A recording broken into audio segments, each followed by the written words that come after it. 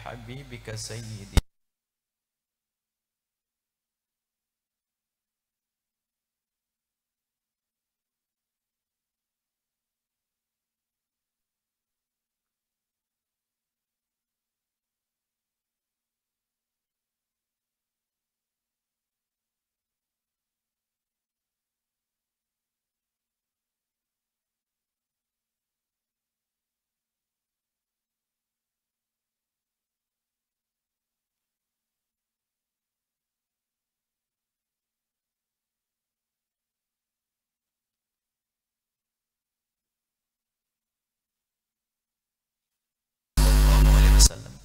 Dan para pecinta pewaris baginda Nabi, para ulama. Alhamdulillah kita bisa berkumpul di sini untuk mengadakan acara, dan di dalamnya bermacam-macam acara kemuliaan. Ada sambung hati dengan baginda Nabi, maulid Nabi. Ada upaya sambung hati dengan pewaris Nabi, haul untuk yang mulia Abu Yai Nasihin dan Ibu Nyai. Dan juga ada pelaksanaan sunnah Nabi. Sungguh ini adalah kebaikan di atas kebaikan dan kemuliaan di atas kemuliaan. Semoga seperti Allah memudahkan kita berkumpul di tempat ini, Allah mudahkan kita berkumpul di surga. Di tengah-tengah kita ada baginda Nabi Sallallahu Alaihi Wasallam. Dan semoga seperti lesan kita mengucapkan kerinduan dan cinta kepada Nabi, seperti kita ikrarkan di saat mau datang ke tempat ini mengadakan maulid Nabi untuk mencintai Nabi, semoga Allah memberikan kecintaan di hati kita. Dan juga seperti ikrar kita datang ke tempat ini untuk mengadakan haul untuk guru kita, semoga Allah memberikan kepada kita kecintaan kepada guru dan memudahkan kita untuk bakti pada guru. Dan juga kita menyaksikan sunnah Nabi, semoga sunnah Nabi pernikahan, semoga kita bisa menghidupkan sunnah Nabi di rumah tangga kita, rumah tangga yang indah yang dirindu Nabi Muhammad Sallallahu Alaihi Wasallam. Ketahuilah bahwa maulid Nabi biasanya disebut dengan upaya mengagungkan Nabi. Nabi Muhammad sudah agung dan sangat agung, dan sudah selesai kisah agung dan tidak akan berubah dan akan selalu agung dan agung. Kalaupun kita tidak mengagungkan baginda Nabi tetap agung dan agung. Seandainya kita tidak mengagungkan Nabi, baginda Nabi sudah agung, karena yang mengagungkan baginda Nabi adalah zat yang maha agung. Wa rafa'na laka dzikrak, wahai Muhammad, aku telah angkat penyebutan namamu. Wa innaka la'ala khuluqin 'adzim, dan engkau wahai Muhammad sungguh dalam akhlak yang agung. Cukup. Keagungan Nabi tidak akan berubah dan terus akan bertambah keagungan Nabi sallallahu alaihi wasallam. Selesai. Lalu apa yang kita dapat? Apa maulid Nabi mengagungkan Nabi? Nabi sudah agung. Ada yang kedua, maulid Nabi maknanya adalah melahirkan kembali baginda Nabi. Ini yang harus kita hadirkan saat ini. Maulid kelahiran, maka melahirkan Nabi dalam kehidupan kita, menghidupkan kembali Nabi, menghidupkan sunnah Nabi. Disebutkan dalam satu riwayat, bada'ad dinu ghariban wa sayaudu ghariban kama bada'a. Nabi mengkhabarkan bahwa agama Islam datang dalam keadaan gharib, tidak banyak diketahui orang, dan siapapun yang ikut Nabi saat itu dijelek, diejek, direndahkan, dicaci, dimusuhi. Itulah orang yang dekat kepada Nabi saat itu. Orang yang dekat dengan Nabi, menerima Nabi, mencintai Nabi, menjalankan sunnah Nabi akan dianggap orang aneh. Bada'ad dinu ghariban. Setelah itu mulai agama tidak dikenal dari seorang manusia agung Nabi Muhammad, diikuti oleh beberapa orang yang ada di sekitarnya. Kemudian ini dianggap aneh, kemudian berkembang. Akan tapi ingat, wasayaudu ghariban kama bada'a, suatu ketika nanti akan kembali dianggap aneh siapapun yang berpegang dengan Nabi Muhammad. Sehingga jika ada orang mempertahankan cara berpakaian Nabi, dianggap ketinggalan zaman. Jika ada orang yang mempertahankan cara makan, cara jalan, cara hidup Nabi, dianggap ketinggalan zaman, dianggap aneh. Wasayaudu ghariban, Maka tuba lil ghuraba, beruntung bagi orang-orang aneh. Nggak apa-apa kita bilang aneh. Tuba lil ghuraba, sungguh beruntung mereka yang mempertahankan sunnah Nabi biarpun orang mengatakan aneh. Alladzina, siapa mereka? Al-ghuraba alladzina yuhyuna ma amatan nasu min sunnati, mereka yang hidupkan sunnahku di saat orang-orang pada meninggalkan sunnahku. Ini loh maulid yang harus kita hadirkan. Kalau kita hubungkan, mungkin ada dua hal pada kesempatan ini. Maulid Nabi kita hadirkan dalam kehidupan kita untuk kita sambung kepada orang tua dan guru alam bahasa hal. Yang kedua adalah maulid Nabi kita hadirkan dalam keluarga kita, ada pernikahan. Mungkin akan kita gabungkan dua-duanya, bahwasanya maulid Nabi kita hari ini adalah sambung hati kepada guru dan orang tua, dan maulid kita hari ini adalah mewujudkan keindahan di rumah kita. Jangan banyak cerita tentang ini itu, mulailah dari sini. Apa artinya orang yang katanya setiap hari hadir maulid, setiap malam pergi maulid, akan tapi dia kurang ajar sama ayah ibunya. Apa artinya dia menghadiri maulid Nabi ke sana kemari, akan tapi dia dolim pada suami atau dolim pada istrinya. Mana maulid nabimu? Mana maulid nabimu? Itu action maulid Nabi. Kita perlu buktikan bahwasanya Nabi Muhammad lahir kembali di rumah kita. Nabi menyebutkan dalam suatu riwayat, khairukum khairukum li ahlihi wa ana khairukum li ahli. Sebaik-baik kalian adalah orang yang paling baik kepada keluarganya, dan aku adalah orang yang paling baik kepada keluargaku. Nabi paling baik kepada keluarganya.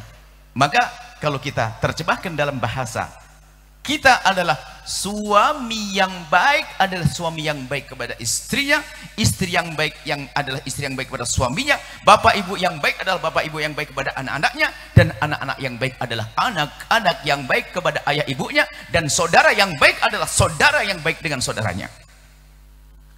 Khairukum khairukum li ahlihi wa ana khairukum li ahli. Nah, di sini ada rumah tangga, ada keluarga pernikahan. Ayo kita hadirkan Nabi di rumah kita. Dan ini mungkin yang terlupakan. Ada orang mungkin hari ini hanya memperbanyak zikir, sholat, ya urusan pribadimu dengan Allah. Akan tapi separuh perjalanan takwa yang dirindu Nabi adalah urusan dengan sesama manusia. Urusan dengan sesama manusia, khusus yang di dalam rumahmu. Bagaimana engkau hai suami dengan istrimu, dan bagaimana engkau wahai istri dengan suamimu, bagaimana engkau wahai ayah ibu dengan anakmu, dan wahai anak, bagaimana urusanmu dengan ayahmu. Jika urusanmu dengan pasanganmu baik, jika urusanmu dengan ayahmu baik, jika urusanmu dengan anakmu baik, jika urusanmu dengan saudaramu baik, maka indahlah keluargamu, dan ketahuilah indah di dunia ternyata mukaddimah keindahan di surga nanti. Dan hati-hati yang hidupnya di dunia dengan penuh kesengsaraan, sama bapak ibunya bermusuhan, sama saudara rebutan waris, sama anak tidak baik, hati-hati. Rupanya dia adalah ahli neraka yang sudah berjalan di atas bumi. Mukaddimahnya kezaliman di dunia kepada sesama khususnya orang-orang dekat dengan kita. Mari kita mulai maulid kita saat ini. Rumah tangga yang di dalamnya nanti ada bakti pada ayah dan guru, ada nanti kita masukkan.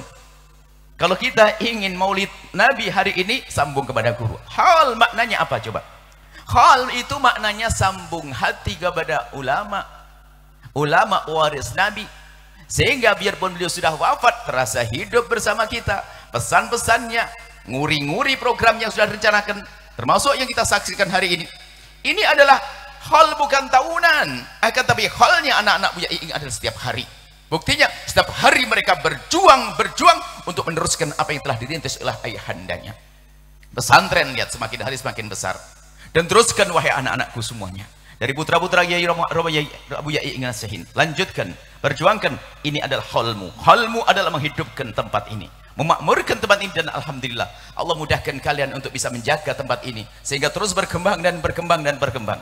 Termasuk anda wahai para pecinta Abu Yai, dengan kecintaan anda jangan putus. Beliau sudah tidak ada secara zahir, akan tapi masih ada anak-anaknya, masih ada penerus-penerusnya, dan masih ada program pondok ini. Maka diingat, tanda baktimu kepada beliau adalah lanjutkan apa yang telah beliau rintis. Kembali kepada maulid Nabi lagi. Kita spesial saja kepada urusan keluarga.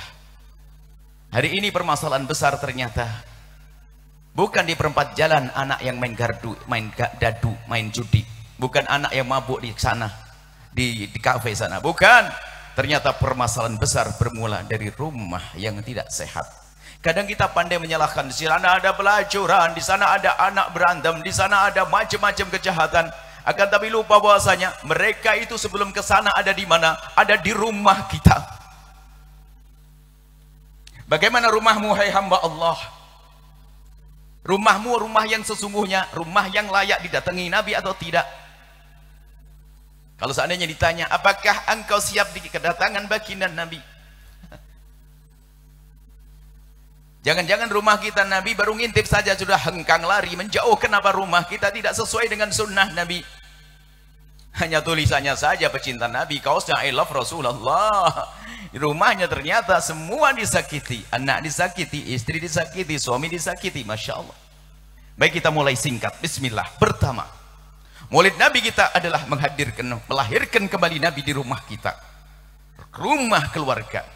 Kita benahi rumah kita agar rumah kita indah, sehingga pada akhirnya rumah yang indah ini menjadi tempat yang layak untuk tumbuhnya anak-anak yang akan kita giring untuk kenal Nabi Muhammad SAW.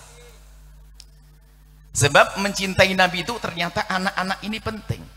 Kalau disebutkan asyaddu ummati li hubban, hati-hati ingat, yang paling mencintai kepadaku dari umatku itu, umatku yang sangat mencintai itu ada, yaitu unasun, sekelompok manusia, yakununa ba'di, yang datang setelahku.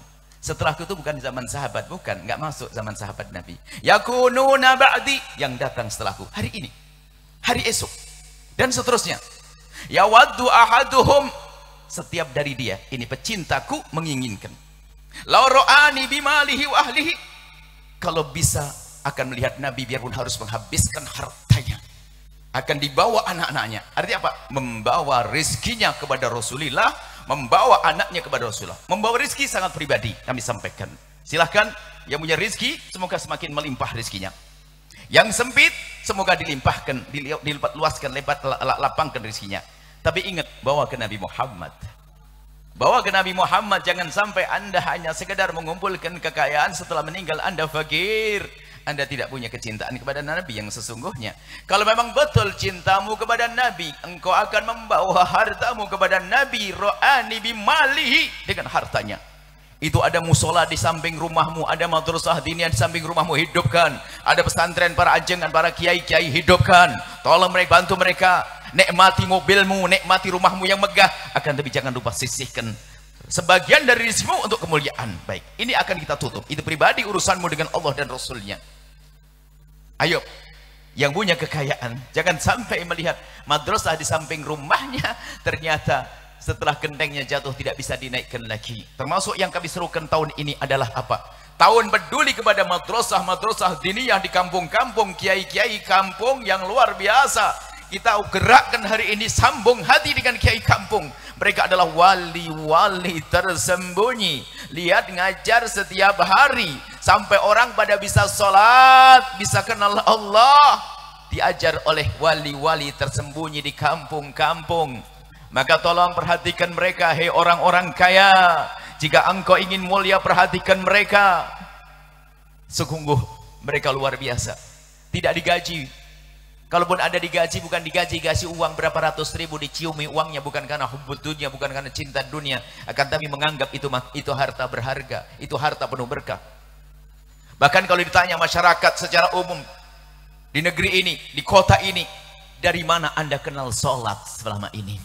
Mungkin 90% mengatakan dari madrasah di kampung saya. Sebelum kenal pesantren-pesantren, sebelum kenal kampus-kampus. Bahkan di kampus tidak, yang sekolah fakultas ekonomi, psikologi dan lainnya, nggak ada belajar wudhu di sana. Tapi di madrasah diniyah di kampung-kampung itu ustadznya hebat-hebat itu, nggak pernah viral, nggak pernah kenal, tapi selalu dengan Allah dan Rasulnya yang dipikirkan santri. Orangnya tawadhu, tidak pengen dikenal. Kalau sudah tidak pengen dikenal, itu Allah yang perkenalkan. Sedikit mungkin haul, kita sambungkan sedikit. Buya Iing nasihin ini Dulu pondok ini saya ngomong kepada Nanda Fauzan, ini pondok tidak ada pelangnya, setiap orang pasti kelewat salah, nyarinya susah. Lihat, tidak pakai pelang tapi orang datang, siapa yang mengajak? Allah, karena ketulusan. Dulu nggak ada pelangnya, ini darurat saja kan. Dulu nggak ada, kita masuknya dari sana, sini, belakang. Sedikit kalau dengan ketawaduan beliau, hal kan harus sebutnya. Ketawaduan beliau itu sering datang ke Cirebon, sering kita ngobrol dengan beliau, diskusi ilmu, ngobrol. Kami dekat sekali dan sudah lama sekali. Di saat Nanda Dimyati masih kecil. Kecil Dimyati waktu itu, masih kecil di Bonceng. Sering mondar mandir ketemu dengan kami. Tidak tahu kalau itu seorang kiai, tidak pernah ngomong saya kiai, saya punya pondok, enggak. Ini sedikit saya masuk tentang beliau. Ini khol urusan beliau, ini tentang beliau. Suatu ketika diundang. Beliau mau ke Kuningan, dia mampir dong. Ya, mampir, siap, mampir. Mampirlah, kita cari alamatnya nanti ada yang nunggu. Yang nunggu bukan beliau, ada anak pakai kopiah. Sudah pakai kopiah, modelnya model anak yang lah, ini pakai kopiah. Kenapa modelnya seperti itu? Modelnya membungkuk begini kayak orang takut begitu, jalannya aneh. Ngapain ini? Di mana? Sana. Turun, kita jalan dari ujung sana. Mana? Sana. Mana? Saya tidak panggil kiai, saya belum kenal tuh siapa. Kenal namanya tidak ngerti. Sana, jauh banget sana, jalan, masya Allah. Ini mana? Sana lagi. Tapi dari cara nunjuk ini mau dibawa kemana? Ini aneh ini. Jadi kok ada kerumbulan loh, ada bangunan, ada santri. Wah, saya dibohongin rupanya nih. Nggak pernah ngomong kalau dia kiai ini, dia nyembunyikan. Rupanya beliau nyambut, masya Allah. Kiai-kiai itu ya seperti itu. Bukan pengen disanjung, bukan disebut-sebut. Kalau bicara ini adalah. Dan beliau dekat, kami sangat dekat dengan beliau, masya Allah. Dan kami tahu beliau adalah dengan kesederhanaan beliau. Dan Allah sayang kepada beliau, Allah jadikan putra-putra beliau menjadi sebaik-baik penerus untuk sebaik-baik salaf. Alhamdulillah, ini sekelumit tentang beliau. Romo Yai ingin, Abu Yai ingin nasihin. Yang tawadhu. Akhirnya setelah itu semakin dekat kita. Dan semakin dekat sampai masya Allah kita biasa mandi di belakang ke kolam, cepur, nangkep ikan dan sebagainya, masya Allah. Dan alhamdulillah, dan kami bangga di Medan, masya Allah kok ada pondok nggak pakai promo, nggak pakai pelang, nggak pakai ini berkembang. Apa? Karena ketulusan seorang muassis. Kalau usis ala taqwa akan abadi. Lihatnya, setelah kepergian beliau, lihat bertambah dan seterus sampai hari ini. Semoga penerusnya anak-anak beliau, mantu-mantu beliau, semoga sebaik-baik penerus. Dan alhamdulillah kita lihat Nanda Fauzan, Nanda Dimyati, dan yang lain semuanya. Ini yang barusan menikah, ini juga baru menuntut ilmu, masya Allah. Insya Allah mereka adalah sebaik penerus. Amin. Kita lanjutkan sedikit. Dalam pernikahan, ayo pastikan rumahmu indah. Kalau ingin mengikuti Nabi Muhammad. Nabi Muhammad itu sifatnya begini loh ya. Disifati kalau Nabi Muhammad berada di medan laga, begitu gagahnya, seperti tidak pernah kenal kemesraan. Tapi di saat baginda Nabi di rumah begitu mesra dan indahnya, seperti tidak pernah kenal peperangan. Itu gambaran tentang Nabi. Dan sekarang ada model-modelnya, masya Allah. Biarpun bos katanya, bos itu di kantor, saya di rumah bukan bos lagi. Sampai mohon maaf, ustadz itu hanya di mimbar saja. Hei, bunyai yang ada di sini, kan begitu ya? Pak Kiai itu hanya di mimbar saja. Di rumah sudah nggak ada model kiainya. Di rumah adalah gurau, sendaguro, cengkrama yang indah dengan anak. Masa kiai pulang ke rumah langsung kalau sama istrinya, assalamualaikum wah istriku, apa kabar? Abinya mau ngulang Quran bacus dulu, sholat 20 rakaat. Umi tunggu sayang ya. 2 jam ketiduran sudah. Mohon maaf, keindahan itu dirindu oleh Nabi. Bahkan ibadah yang luar biasa dahsyat. Memanja dengan pasangan, istri, suami dan seterusnya. Baik, kita mulai. Agar rumah tanggamu indah, yang pertama adalah pastikan rumah tanggamu rumah tangga yang menurunkan rahmat Allah. Jadikan rumahmu rumah untuk kebaikan. Al-Quran dibaca, suami istri dimulai dah. Solawat oke. Akan tapi mungkin harus semacam ada jadwal rutin. Jadikan pasanganmu semakin hari semakin dekat pada Allah. Jika pasanganmu semakin hari semakin dekat kepada Allah, semakin tumbuh kepercayaan di dalam dirimu. Semakin tumbuh kepercayaan di dalam dirimu, semakin kuat cintamu. Semakin kuat cintamu, semakin indah mudah dalam mengabdi. Semakin banyak pengabdian, semakin indah dalam kisah cintamu. Kalau pasangannya semakin jauh dari Allah, semakin muncul kecurigaan dan keraguan-raguan, dan itulah pemangkas cinta. Maka jadikan rumahmu rumah yang indah. Maka tidak benar kalau seorang suami mengajari istrinya nonton yang nggak benar. Itu sebenarnya ngajari rusak. Mohon maaf, tontonan yang tidak pantas. Suami ngajak istrinya, akhirnya apa? Suami pergi, istrinya melanjutkan nonton sendiri. Itulah suami yang paling bodoh di dunia dan di akhirat.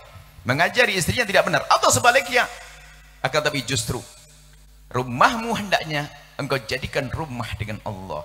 Anggap saja sebelum tidur ngambil air wudhu bersama, niat baca Al-Quran. Biarpun hanya 3 ayat saja. Yang penting niatnya yang mahal, wudhunya mahal, duduknya berhadapan mahal. Dengan Al-Quran langsung baca Bismillahirrahmanirrahim. Alif lam mim dzalikal kitabu la raiba fihi hudal lil muttaqin. Anggap saja segitu tok.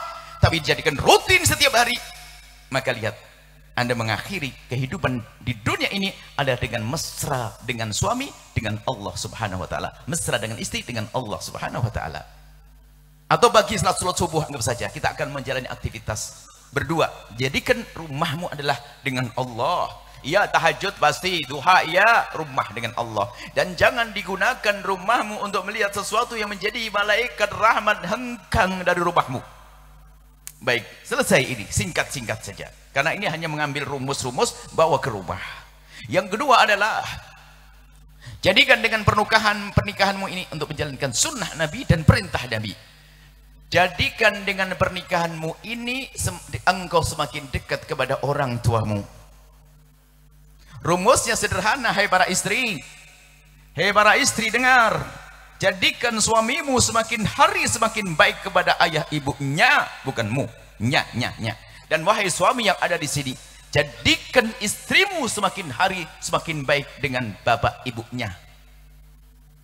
Sederhananya begini, wahai para suami, jika istrimu itu wanita yang baik dengan bapak ibunya, penuh pengabdian, santun, tulus, dia adalah wanita solehah yang layak engkau menitipkan benih di rahimnya. Coba kalau perempuan nggak benar sama bapak ibunya, kurang ajar, main bentang, ngambil duit semaunya, kurang ajar, engkau akan menitipkan benih di rahimnya, akan muncul penjahat generasi selanjutnya. Hati-hati. Dan juga wahai istri yang solehah, jika suamimu ini Masya Allah, suami yang baik kepada Allah, ya, kemudian dengan bapak ibunya baik, mengabdi, santun, penuh kasih, perhatian, maka suamimu itu laki-laki soleh yang layak menitipkan benih di rahimmu. Dengan ini akan ada keberkahan dalam rumah tangga. Sebab ada rumah tangganya orang bodoh, rumah tangganya orang yang tidak ngerti rayu, rumah tangganya orang yang tidak bisa menyuburkan cinta. Ada perempuan, padahal dia katanya sering ngaji, bahkan mungkin juga lulusan pondok, cuman kerjanya di pondok kayaknya hanya ngeliwat saja. Kalau suaminya membantu bapak ibunya yang ada cemberut, mukanya muka masam. Lihat tuh perempuan dungu. Suaminya membantu bapak ibunya, langsung mukanya berubah. Tidak terima, tidak senang. Ada juga seorang laki-laki, katanya ngerti agama, hadir maulid rajin katanya. Maulid apa itu?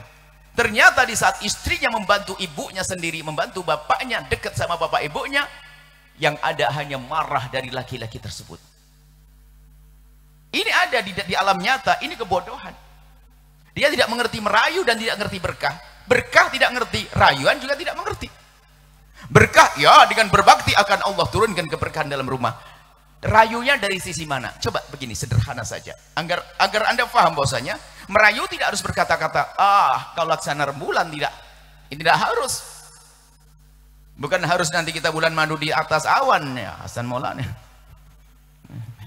Bukan merayu, bukan harus dengan itu. Akan tapi merayu adalah sesuatu yang menjadikan orang terpesona dan jatuh cinta yang kesekian kalinya. Contoh, seorang istri mengajak suaminya belanja ke toko besar di sana atau ke pasar.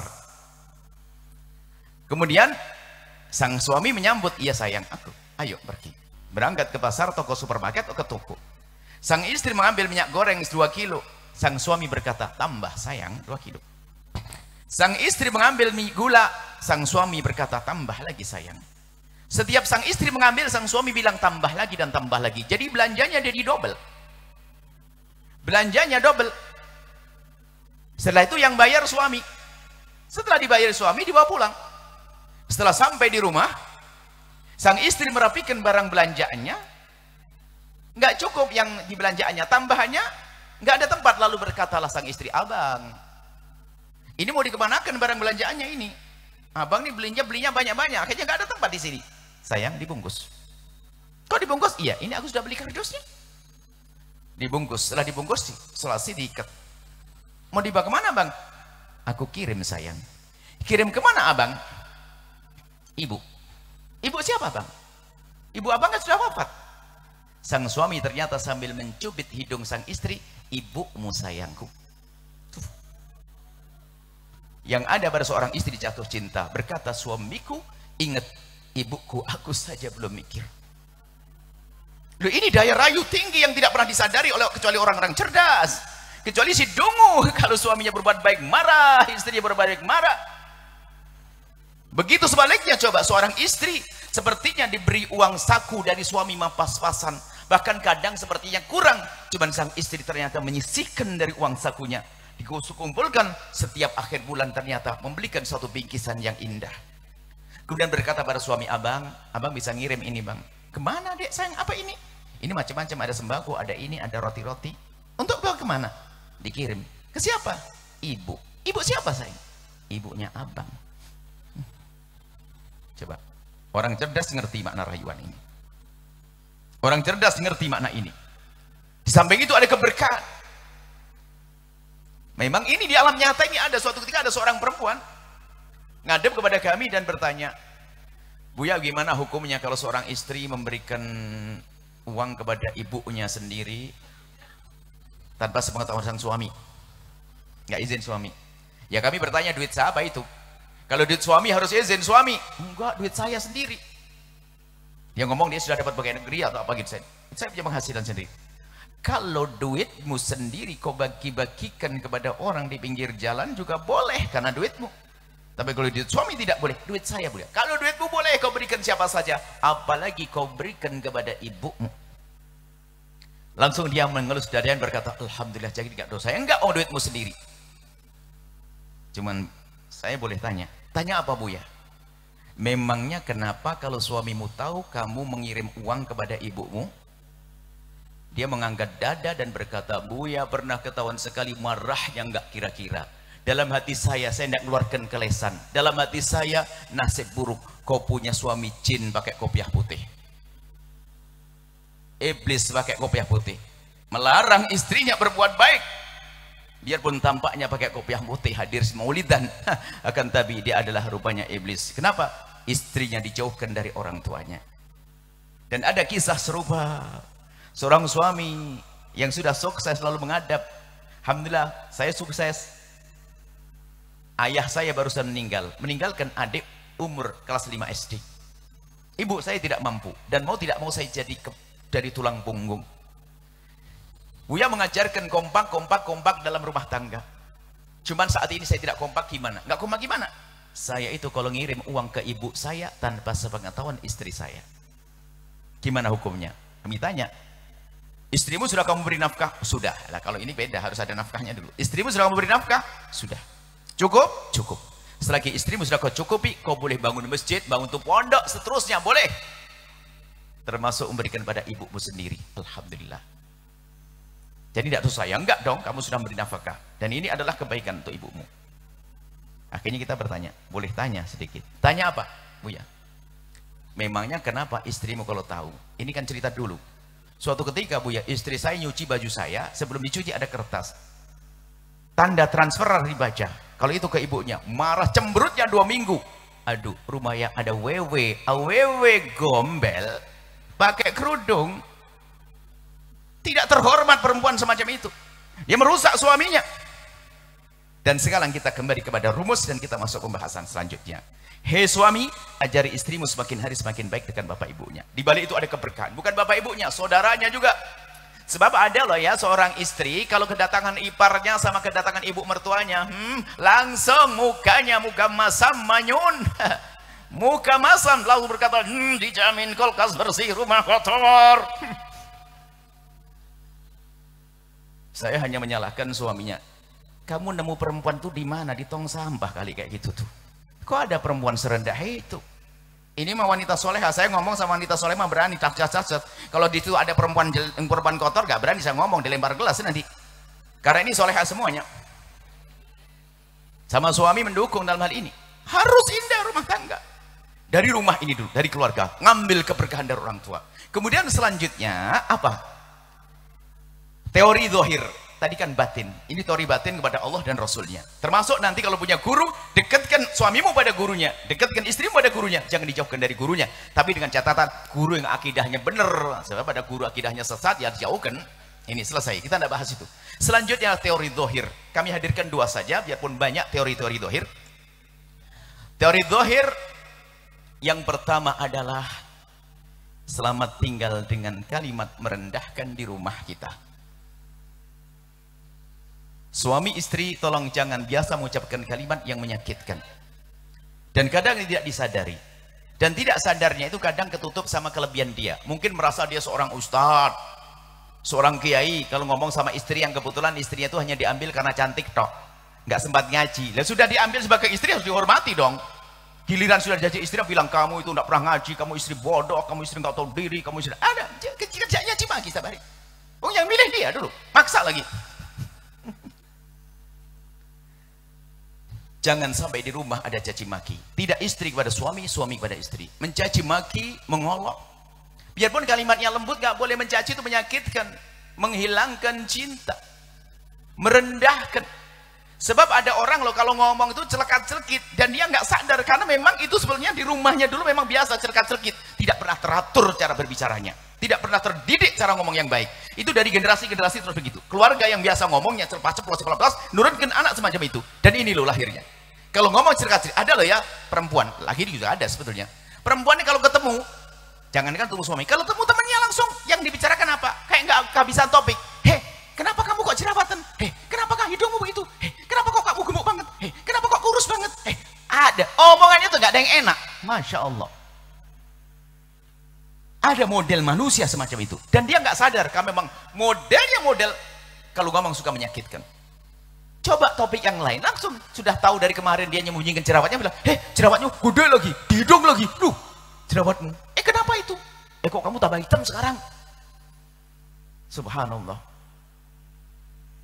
Seorang suami kadang-kadang menyebut fisik istrinya dengan kalimat menyakitkan. Kenapa sih rambutmu kok keriting? Keriting. Mana lebih bagus, keriting atau lurus? Siapa bilang? Oh, yang rambutnya keriting pengen lurus, yang rambutnya lurus pengen keriting. Itu milikmu, karunia dari Allah, sudah syukuri, jangan disebut. Yang sekiranya penyebutan, kalau penyebutan menyanjung, rambutmu keriting indah aku pandang, rambutmu lurus menyenangkan, oke. Tapi ada menyebut dalam rangka merendahkan kulitnya, biarpun pakai kalimat lembut tetap nggak enak, Pak.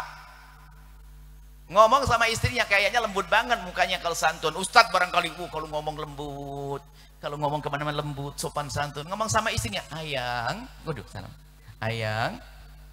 Soalnya nyambut, ada apa ayang? Ayang-ayangan nih, masya Allah. Ayang, kenapa sih hidung ayang kok begitu? Aja. Pakai lembut tapi nyelekit isinya. Apa kata sang istri? Tersinggung. Iya abang ayang, mulut abang kenapa gitu juga? Mulai. Semua cacian akan mengundang cacian. Kebodohan dalam rumah tangga mencaci. Ada suami mengatakan istrinya binatang, sesaat kucing, bahkan naudzubillah sesaat guguk. Tahu guguk apa namanya?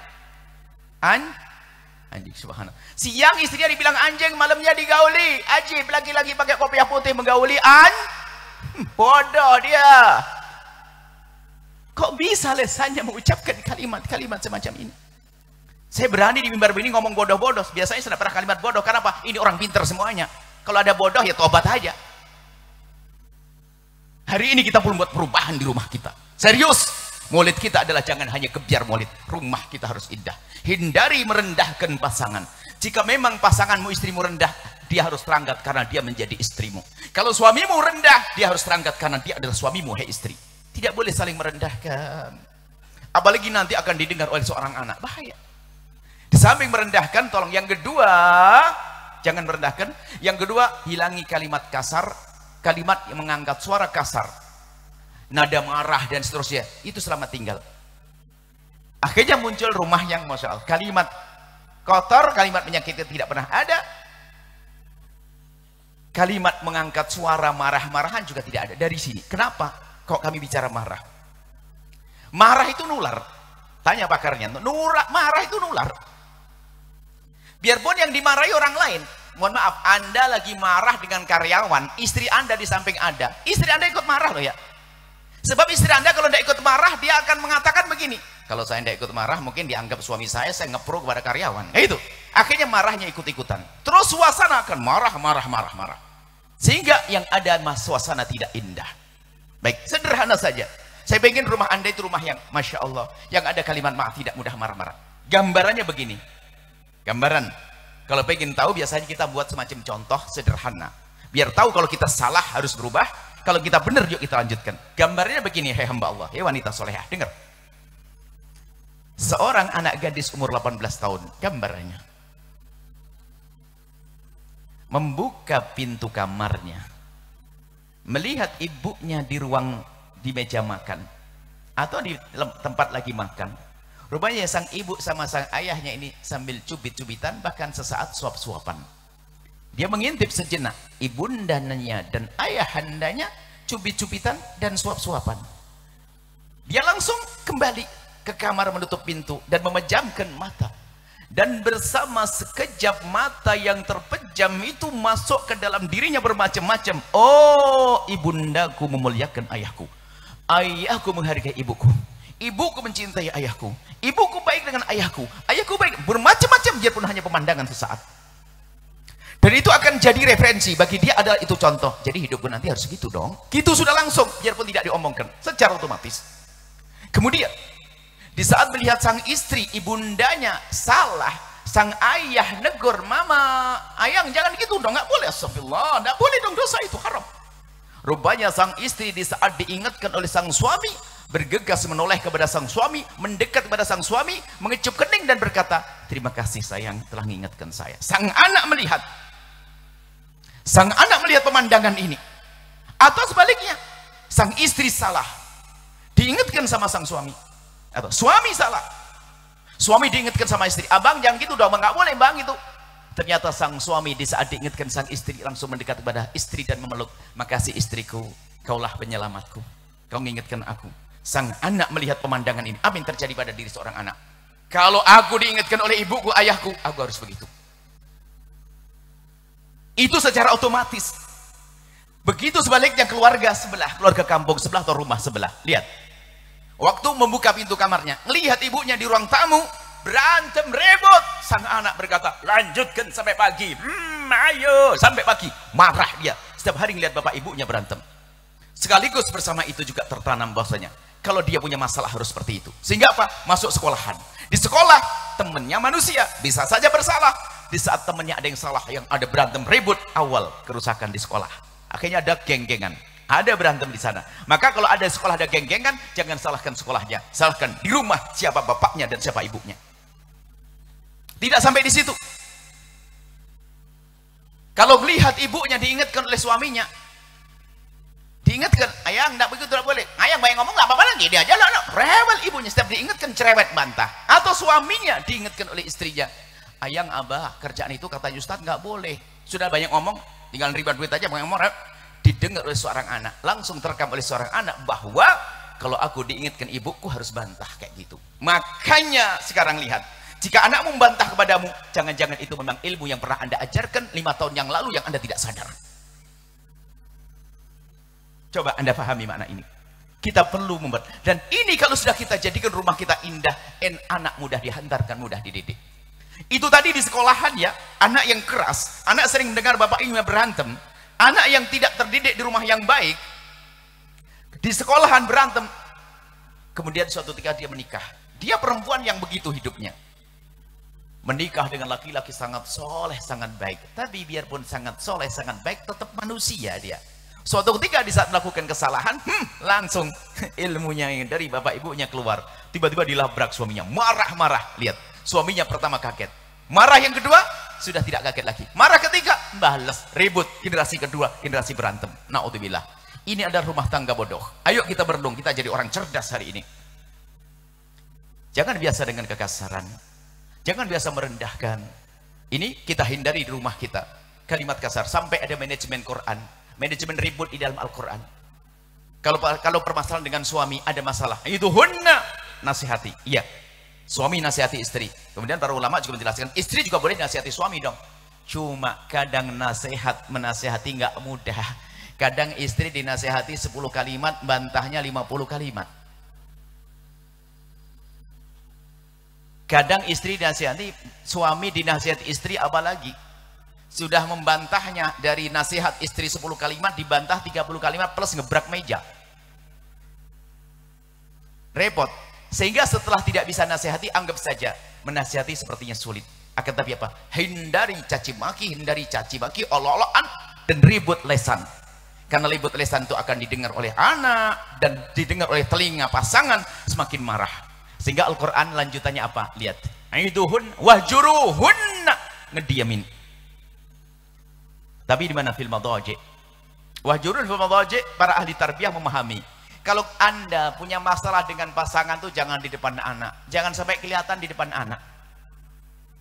Sampai kadang seorang anak itu paham, ngomong sama abangnya sama adiknya, "Dek, bang, tahu ndak? Mama manyun terus, kayaknya lagi ribut sama ayah nih."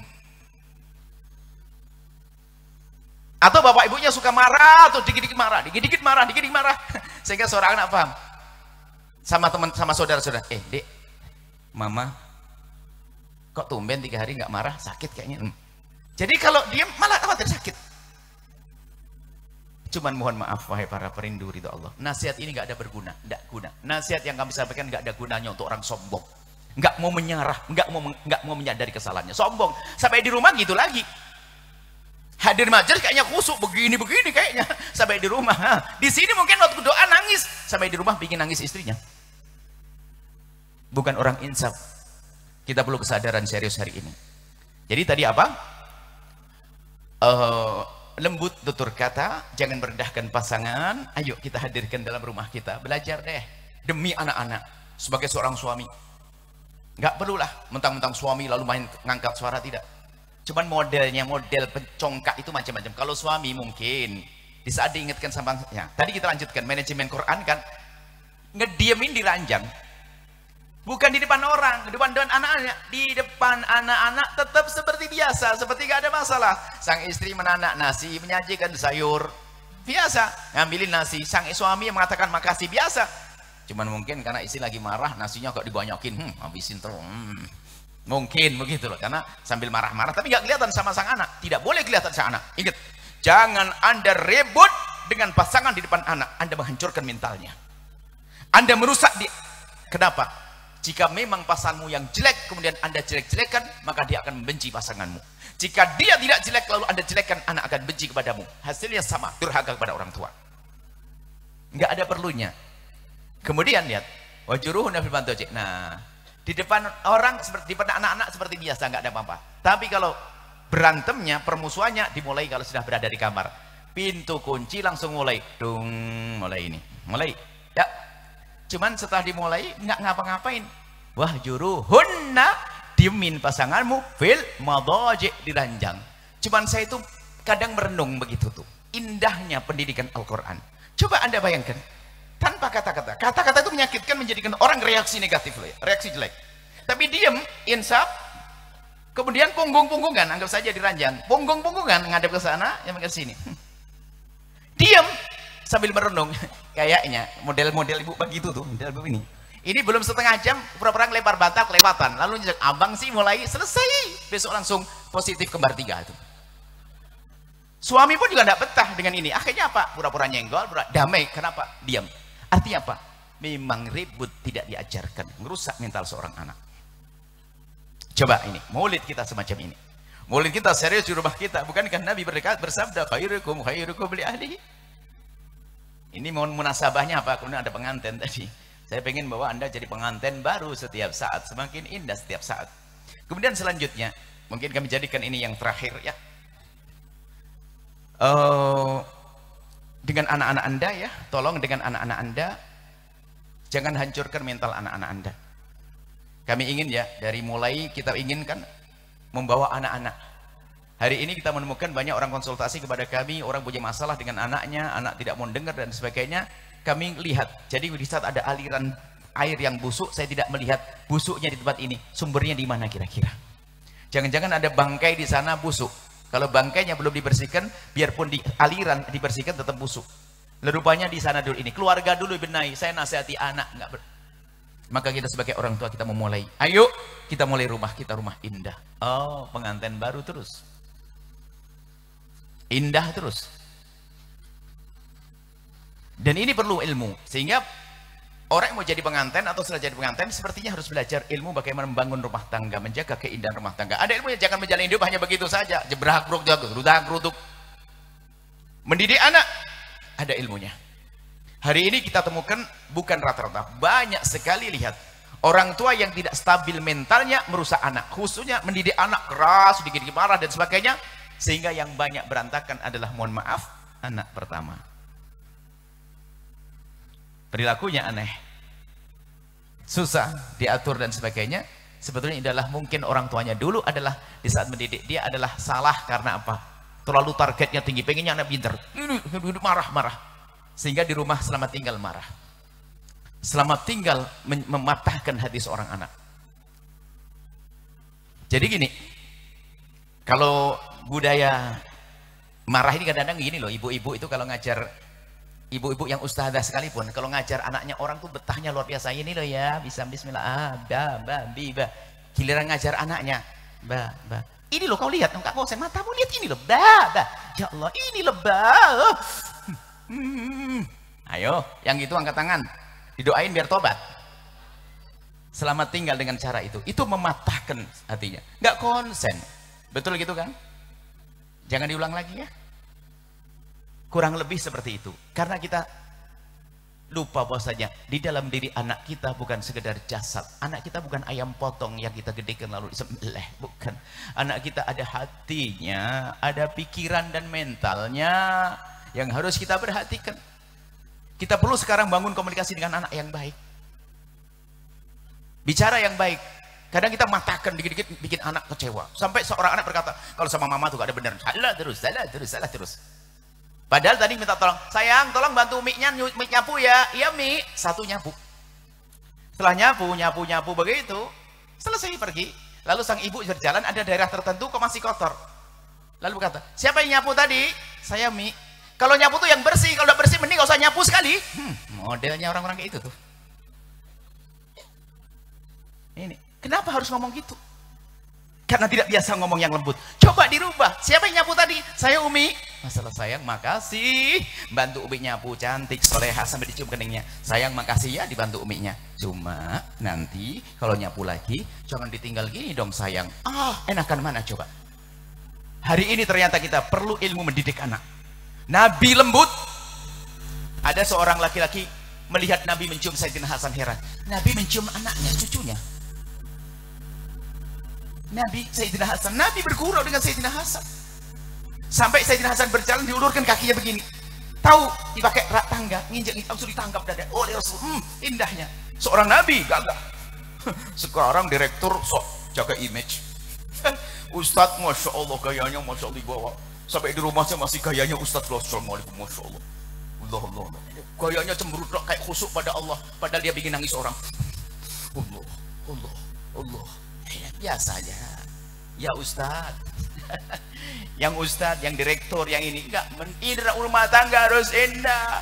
Nabi gelarnya, Nabi disebut dengan sebutan basam, tampak senyum dalam wajah, indah dalam wajahnya.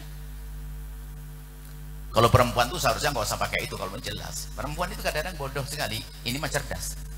Perempuan itu kan seneng dandan, kadang-kadang kasih bedak sampai setengah senti biar cantik maksudnya. Sudah begitu pengen cantik, tak taunya apa, dikit-dikit sama suaminya cemberut. Paham enggak? Kalau cemberut pengen gak cantik, coba orang cantik saja kalau cemberut jadi apalagi. Mohon maaf loh, ini sebenarnya nggak cerdas perempuan begitu tuh. Lebih dari itu, cemberut ibu solehah tidak menumbuhkan cinta. Mulai kapan cemberut menumbuhkan cinta? Laki-laki itu paling nggak kuat dengan cemberut. Tanyakan bapak-bapak semuanya, betul pak? Paham enggak? Tak kasih tahu, ini rahasia. Dikit-dikit cemberut, setiap hari itu sampai Urusan ini cemberut, Masya Allah. Kita perlu belajar membangun rumah yang indah. Pakai cemberut, nggak akan luluh hati suami dengan cemberut, tambah marah. Dikit-dikit marah, cemberut, akhirnya biarin. Coba kalau perempuan cerdas, anggap dimarahi sang suami. Suami marah, diam saja. Maafin bang. Ya bang, langsung ke kamar bu, dan sedikit selfie, langsung kirim suaminya. Abang, aku tunggu di kamar bang. Mati kutu nih laki-laki, nggak bisa marah sama istri. Wah, kapok saya marah dengan istri saya. Dikasih selfie lagi nanti. Cuman banyak orang tidak cerdas. Laki-laki juga begitu. Dikit istrinya marah, wajar marah, dia capek ngurusi anakmu yang 4 mirip kamu nakalnya. Gimana anda pusing? Wajar dia marah. Akhirnya apa? Anda yang memperindah. Langsung kan, iya maafin anak-anak saya. Iya, iya maaf. Pergi kamar langsung aja dandan sisiran. Mbak, abang sudah siap ganteng nih loh. Sini dong, beres. Istri nggak hilang marah. Cuman sekarang tadi marah ditumpangi dengan marah. Ada seni loh dalam bercinta, dan ini ilmu diajarkan. Belajar ilmu cinta bukan dari sinetron sinetron kabeh. Belajar kita bukan dari Valentine Day, bukan dari ini, tapi dari Nabi Muhammad SAW. Dan ini kurikulum yang kami hadirkan di Nusantara ini. Mulai dari barat ke timur, kurikulum kami masukkan ke musola kecil, di hotel-hotel dan sebagainya, kajian seputar ini. Kenapa? Di pondok itu kalau ada anak-anak, badung, bandel dan sebagainya, kalau kita lacak, ini permasalahan psikologi yang terjadi di rumahnya. Rata-rata. Sehingga kita perlu kembali ke rumah. Dan tolong hei para orang tua, sadar, jangan sombong. Sombong percuma. Kita itu anaknya Nabi Adam, kalau diingatkan langsung Rabbana dzalamna, ngakui kesalahan. Kita bukan turunannya iblis, kalau diingatkan mengatakan ana khairun minhu, malah membantah. Sebab kadang-kadang gaya iblis ini sering kita pakai.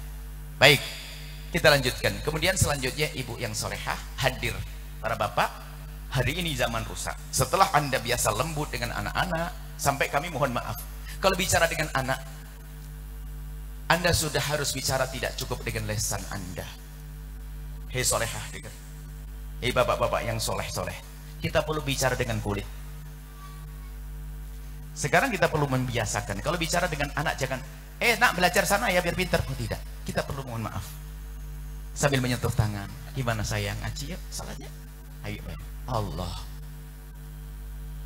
Tersentuh hati seorang anak. Kalau Anda pulang kerja, melihat anak-anak sudah tidur, anak Anda sudah tidur, jangan hanya dilihat diintip di pintu lalu Anda tinggalkan, tidak. Anda mendekat, Anda sentuh kakinya, Anda pijit, Anda kecup keningnya, Anda belai sesaat.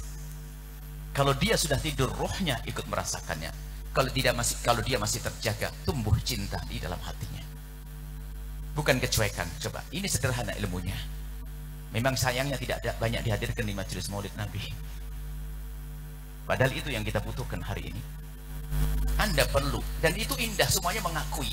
Akal kita mengakui, akan tapi permasalahannya apa? Hati kita sudah terlalu kotor, kadang susah mengamalkannya. Coba akal kita mengakui semuanya, itu indah.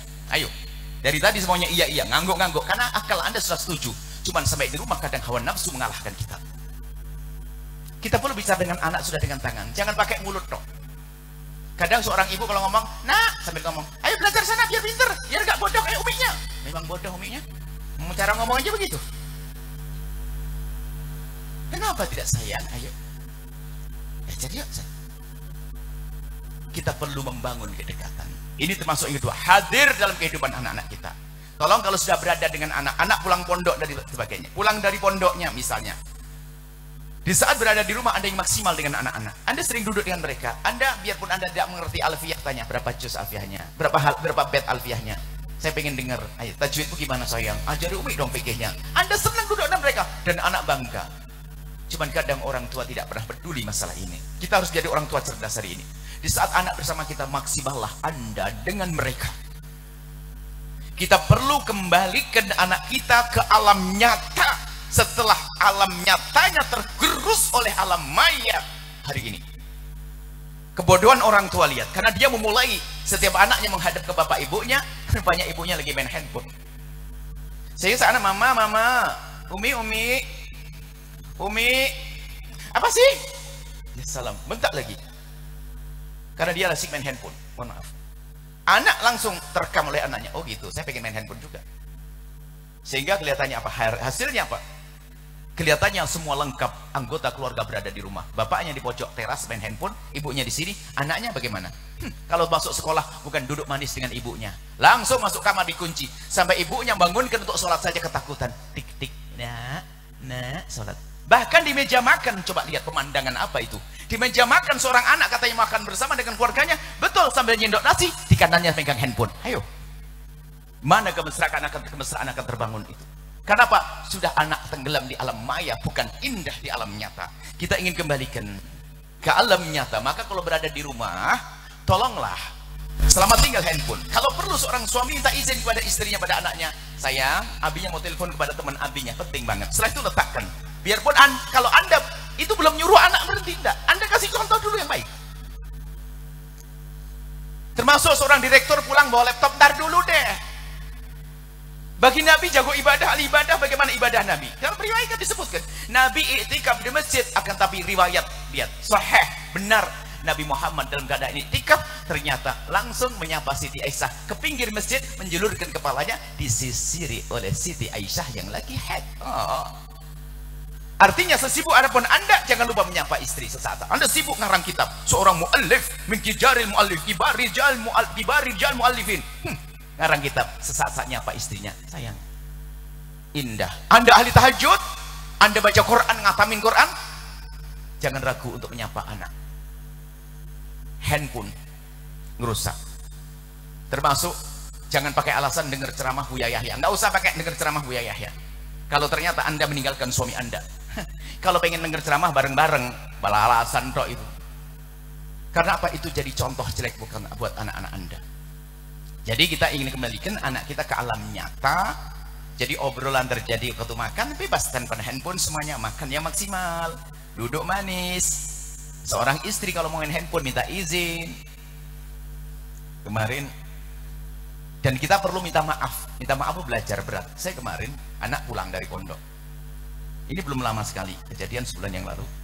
Anak pulang dari pondok, dia mau berangkat pulang dan minta izinnya jam 10 mau berangkat, 10 malam. Pengennya sampai di Blitar nanti sebelum subuh. Oke.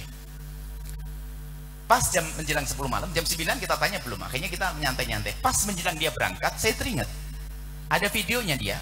Mau saya tunjukkan ke dia. Pas dia mau pamitan, kita lagi sibuk nyari videonya, tahu di mana saya lupa. Sampai dia tuh salamannya. Saking saya konsentrasi dengan handphone, salaman anak saya.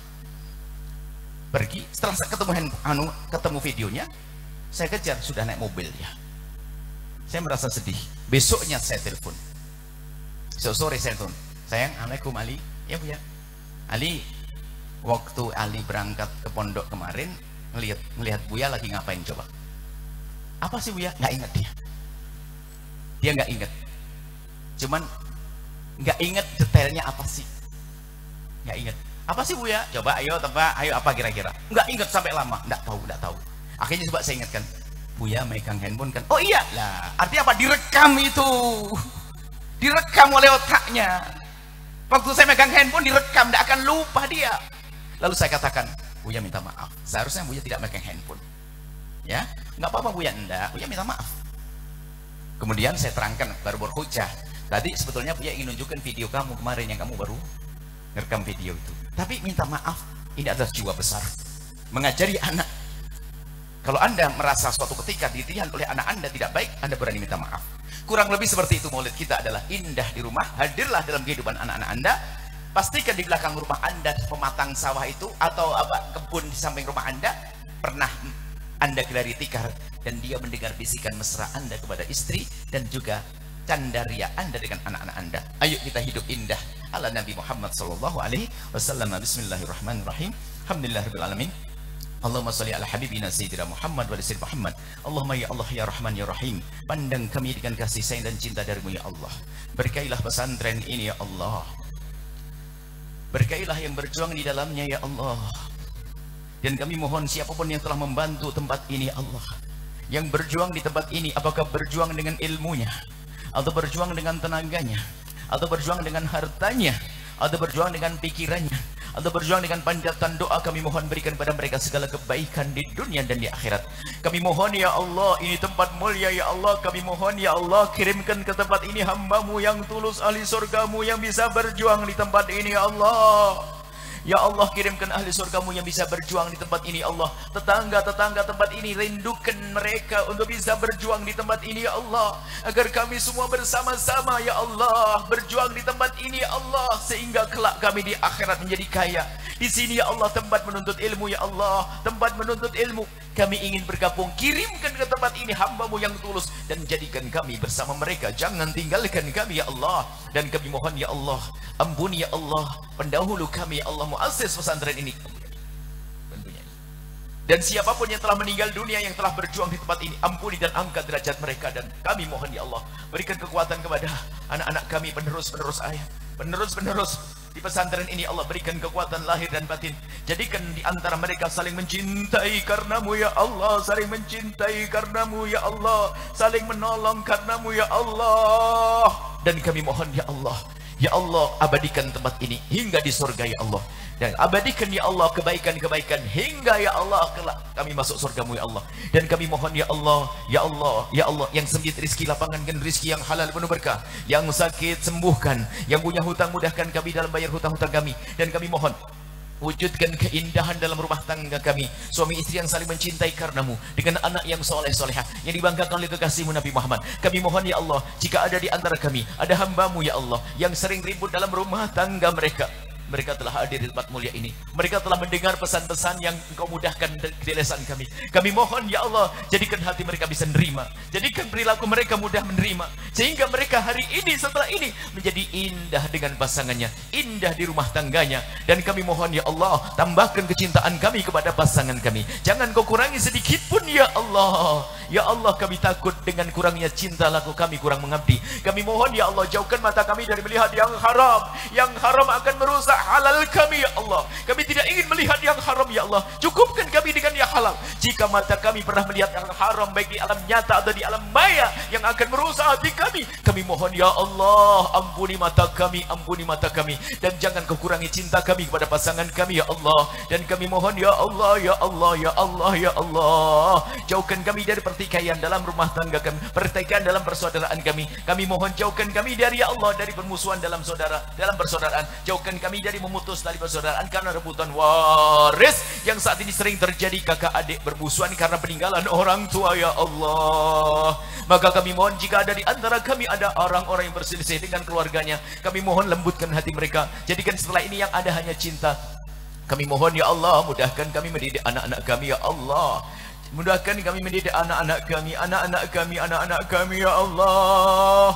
Rindukan anak kami ke tempat mulia semacam ini, ke pesantren ya Allah. Dan kami mohon ya Allah, para santri yang belajar di tempat ini, berkailah mereka, berkailah mereka, berikan ilmu yang manfaat, jadikan mereka anak ini banggakan oleh orang tua mereka, dan mudahkan orang tua mereka untuk biaya anak-anak ini. Dan semua yang berjuang di pesantren ini, para guru-guru, para pengurus, kami mohon berikan kepada mereka kekuatan, keindahan, dan jaga anak keturunan mereka, karena mereka telah mengurusi anak hamba-hamba-Mu. Engkau maha kuasa ya Allah, Engkau maha kuasa ya Allah. Dan kami mohon pesantren-pesantren yang ada di kiri kanan tempat ini, makmurkan dengan ahli surga-Mu ya Allah. Jadikan kami dengan mereka saling mencintai karena-Mu ya Allah. Tidak ada benci, tidak ada dengki di antara kami, yang ada hanya cinta ya Allah. Dan kami mohon jauhkan kami dari dendam kepada sesama kami. Maka kami mohon ya Allah, jika ada orang menyakiti kami, zalim pada kami, aniaya kepada kami, menfitnah kami, menggunjing kami mohon ya Allah, kami mohon ya Allah, kami ampuni mereka, jangan hukum mereka ya Allah. Dan ganti dengan cinta di hati kami ya Allah. Kalau kami mendengki seseorang karena kesuksesannya, kami mohon ya Allah, berikan kepada mereka seperti yang Kau berikan kepada kami, dan hilangkan dengki di hatinya. Dan jika ada orang mendengki kami karena kesuksesan kami mohon hilangkan dengki di hatinya, dan berikan kepadanya seperti yang Kau berikan kepada kami ya Allah. Dan kami mohon ya Allah, jika ada orang ya Allah kami mohon ya Allah, wujudkan keharmonisan dalam keluarga kami, wabil khusus kedua mempelai ya Allah, kedua mempelai ya Allah yang saat ini ya Allah menjalankan sunnah kekasih-Mu Nabi Muhammad. Kami mohon jadikan dengan pernikahan mereka berdua ini, mereka semakin dekat kepada-Mu ya Allah, mereka semakin dekat kepada kekasih-Mu Nabi Muhammad, mereka semakin dekat dengan keluarga mereka, mereka semakin semangat dalam berjuang, mereka semakin baik dengan saudara-saudara mereka. Kami mohon ya Allah, jadikan di pernikahan menuju surga kamu. Dan kami mohon ya Allah, jaga negeri ini, jauhkan negeri ini dari percekcokan perselisihan. Ya Allah, jadikan kami juru damai di negeri ini, jadikan kami juru damai di negeri ini, jadikan kami juru damai di negeri ini, jauh dari menfitnah dan jauh dari difitnah ya Allah. Dan kami mohon ya Allah, jaga para ulama-ulama kami, jaga para habaib kami, jaga para juru-juru dakwah kami, jaga umat kekasihmu Nabi Muhammad, jaga kami semua ya Allah. Jauhkan kami dari perpecahan dan perselisihan ya Allah.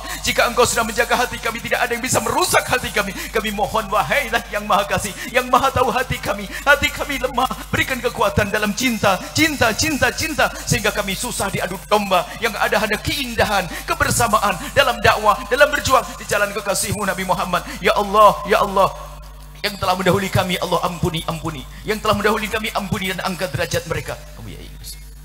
Dan yang masih hidup ini semua ya Allah, panjangkan umur kami dalam ketaatan serta sehat walafiat, dan berikan kepada kami semua husnul khatimah, mati dalam keadaan iman. Dan kami mohon ya Allah, jadikanlah ucapan kami di akhir hayat kami kelak, saat Engkau hendak mencabut nyawa kami ingin saat itu ya Allah, hati dan lidah kami mampu mengucapkan kalimat agung dan mulia, la ilaha illallah sayyidina Muhammad Rasulullah, la ilaha illallah sayyidina Muhammad Rasulullah, la ilaha illallah sayyidina Muhammad Rasulullah sallallahu alaihi wasallam. Rabbana atina fid dunya hasanah wa fil akhirati hasanah wa qina adzabannar. Sallallahu ala sayyidina Muhammadin wa ala alihi wa sahbihi wasallam. Walhamdulillahi rabbil alamin. Surah Al-Fatihah.